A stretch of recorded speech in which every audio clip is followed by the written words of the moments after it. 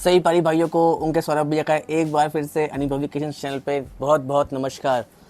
और ये सीरीज़ चल रही है बिज़नेस की बात सौरभ भैया के साथ, जिसमें मैं आपको सिखाता हूँ बिज़नेस करना, कपड़े का बिज़नेस कैसे करते हैं, कैसे शुरू करते हैं। और पीछे एक कमेंट आया था कि भैया तुम होता कौन हो। भाई साहब 27 साल का लौंडा हूँ, गांधीनगर में बैठा हूँ, 1.5 लाख पीस बनाता हूँ, बाकी तुम खुद समझदार हो मैं क्या हूँ। इसके बाद एक बहुत बहुत थैंक यू चाहूँगा मैं, मतलब पहला एपिसोड डाला मैंने, नया चैनल है, 800 व्यूज़ पे 150 लाइक्स, ये देखो स्क्रीनशॉट नीचे लगा हुआ। भाई साहब मेरे ख्याल से YouTube का अब तक का सबसे अच्छा वीडियो होगा ये पूरा मिला के, कि 800 व्यूज़ पे 150 लाइक्स, उसके लिए बहुत बहुत धन्यवाद। एपिसोड 2 लॉन्च होने वाला है, मुश्किल से 8 बजे लॉन्च होगा। हर एपिसोड इसका, हर चैप्टर 8 बजे आपको रोज़ मिलेगा। तो चलिए आज का टॉपिक है कि दुकान के लिए, कपड़े की दुकान के लिए सही दुकान कहाँ चुने। भैया कपड़े काम में या कोई बिजनेस हो आपका, उसके लिए सबसे ज़रूरी चीज़ है 3 चीज़ें। Location, location, location. अगर आपकी लोकेशन सही है तो वो आपकी सेल को 50% तक बूस्ट कर सकती है। आप कपड़े काम में सक्सेसफुल होंगे या नहीं होंगे ये डिपेंड नहीं करता आपके माल पे। आप लाख गुना अच्छा माल रख लो, बहुत अच्छा माल रख लो, सबसे टॉप का सा क्रीम माल रख लो, तो उसका फ़ायदा क्या जब ग्राहक आपके दुकान तक पहुंच ही नहीं पा रहा। तो इस वीडियो में मैं आपको बताऊंगा कुछ स्टेप्स, चाहे आप कपड़े का व्यापार करने का सोच रहे हैं या आप कोई भी बिज़नेस करने का सोच रहे हैं। ये टिप्स अगर फॉलो कर ली तो जो आपकी सेल होने वाली है उससे 50% ऊपर की सेल की गारंटी आपके सौरभ भैया लेते हैं। तो शुरू करें। शुरू करने से पहले सबसे पहले नीचे देखो, ये डिस्क्रिप्शन में प्लेलिस्ट मिल जाएगी, प्लेलिस्ट देखो, वीडियो को लाइक करो, कमेंट करो। भैया कमेंट करोगे, लाइक करोगे तो लगेगा सौरभ भैया को कि आप लोग पसंद कर रहे हो, वरना मैं क्यों टाइम खराब करूँगा अपना। और सबसे मेन चीज़ सब्सक्राइब ज़रूर करो, घंटा दबाओ। तो चलते डिस्कस करते हैं पहला पॉइंट है मार्केट अंडरस्टैंडिंग का। लोकेशन देखने से पहले मार्केट अंडरस्टैंडिंग इसलिए कि आपको स्टोर खोलना कहाँ पर है। भाई साहब स्टोर आप खोल रहे हैं कपड़े का, जगह पता ही नहीं है कि दुकान में खोलने कहाँ, तो क्या पता उसका। पहले आप लोकेशन देखिए, उसके बाद वहाँ की डिमांड देखिए कि लोग की डिमांड है नहीं है, कपड़ा लोग पहनते, खरीदते नहीं खरीदते, सॉरी पहन तो सभी हैं, खरीदते हैं कि नहीं खरीदते, ठीक है। वहाँ पे लोकल डिमांड जीन्स की ज़्यादा है, शर्ट्स की ज़्यादा है, मेंस वेयर की है, लेडीज़ की है या बच्चों की है, तीनों की है। ये मेन चीज़ है। लोकल डिमांड को एनालाइज करना ही आपका पहला स्टेप होता है। तो चलते हैं नंबर पॉइंट 2 पे, ट्रैफिक एनालिसिस, फुट ट्रैफिक। अब ये कहते हैं भैया ये किस चिड़िया का नाम है, ये बहुत ही छोटी चिड़िया का नाम है।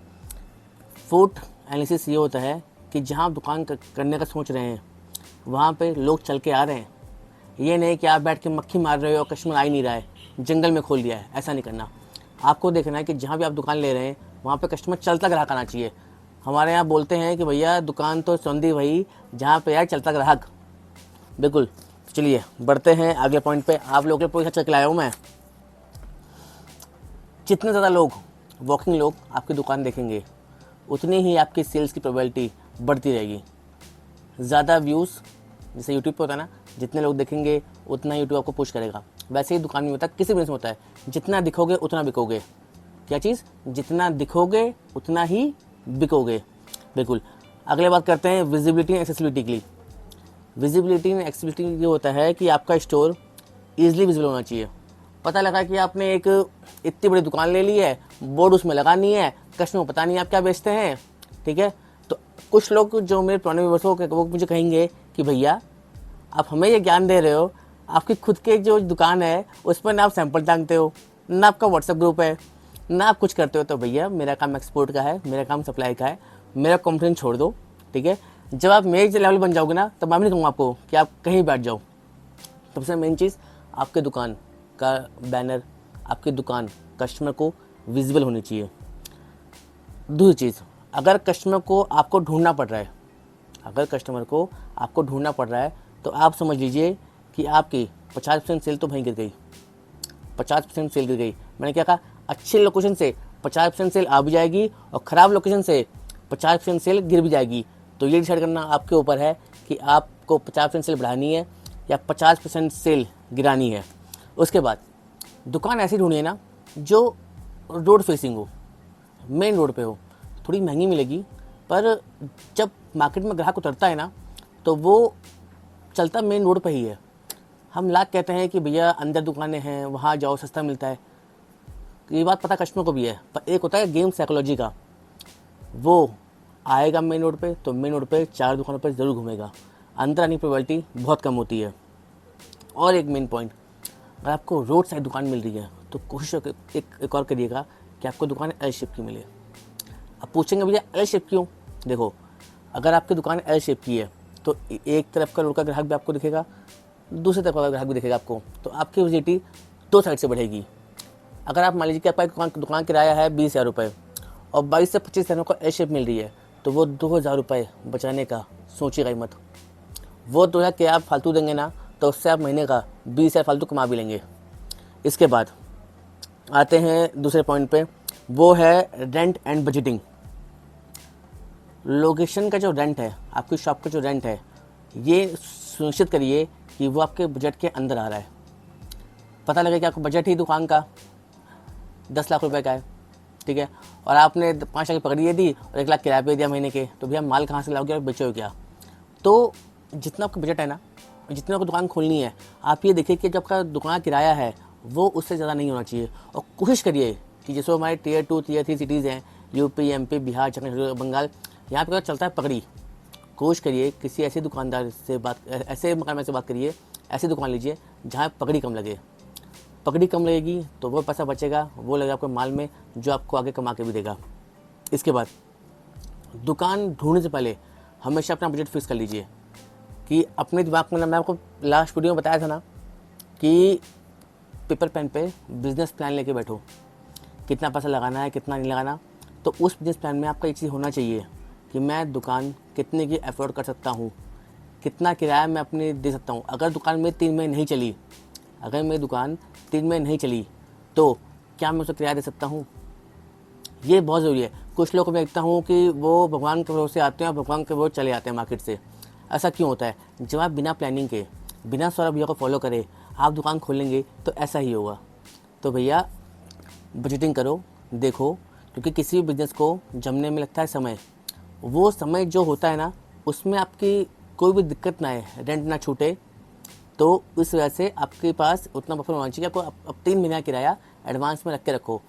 अगर मान लीजिए आपका बजट 10 लाख रुपए का और आप 25,000 रुपये का किराया दुकान ले सकते हो, तो 75,000 रुपये ना आपके पास जेब में होने चाहिए अलग से, कि मेरा किराया मिस ना हो। उसके बाद बात करते हैं सराउंडिंग बिजनेस की। सराउंडिंग बिजनेस ये है कि जहाँ आप दुकान कर रहे हैं, जहाँ पे आप दुकान कर रहे हैं वहाँ आसपास मार्केट कैसी है, पता लगे। आप भाई चले गए फर्नीचर मार्केट में, इलेक्ट्रॉनिक मार्केट में, दूर दूर तक कपड़ा लेने कोई बंदा ही नहीं है, फिर मक्खी मारोगे। तो कोशिश करिए कि ऐसी जगहों से बचिए। मैं मानता हूँ कि कई बार आपको ऐसा होगा कि आपको डीलर बोलेगा कि भैया वहाँ तो कंपटीशन है, कंपटीशन में क्या करने जाओगे, वहाँ दुकान मिलेगा 50,000 रुपये की। यहाँ देखिए फर्नीचर मार्केट में, इलेक्ट्रॉनिक मार्केट में आपको 20,000 की है, 10,000 की दुकान दे दूंगा, पकड़े भी नहीं लूँगा। भैया डीलर आपको वही चिपकेगा जिसमें उसका पैसा बनेगा। तो डीलर के बकाए मत आइए। दुकान हमेशा पसंद करिए ऐसी जगह पे जहाँ पे कपड़े की मार्केट हो, जहाँ पे लोग कपड़ा लेने आ रहे हैं।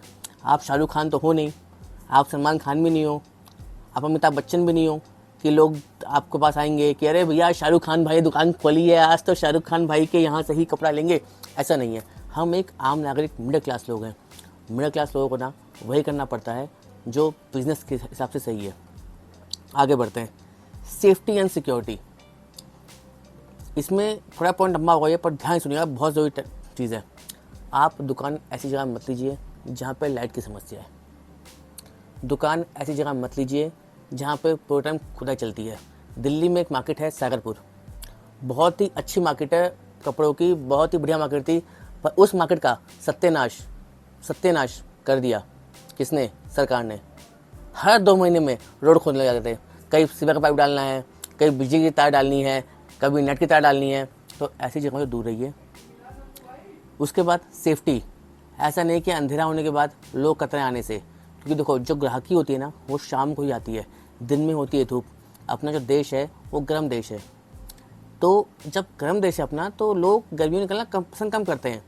आपकी जो दुकानदारी होगी वो चलेगी शाम को 5, साढ़े 5, 6 बजे के बाद, पता लगा कि आपके यहाँ पे सिक्योरिटी इश्यूज़ हैं, आपके मार्केट में कस्टमर आ ही नहीं रहा है, फिर आप मक्खी मार रहे हो, तो ऐसा काम मत करिए। भले ही थोड़ा किराया फालतू लगे, पर हमेशा ऐसी जगह दुकान लीजिए जहाँ पे बिजली की समस्या ना हो, ट्रांसपोर्टेशन की दिक्कत ना हो, लोग आते जाते रहें, ठीक है।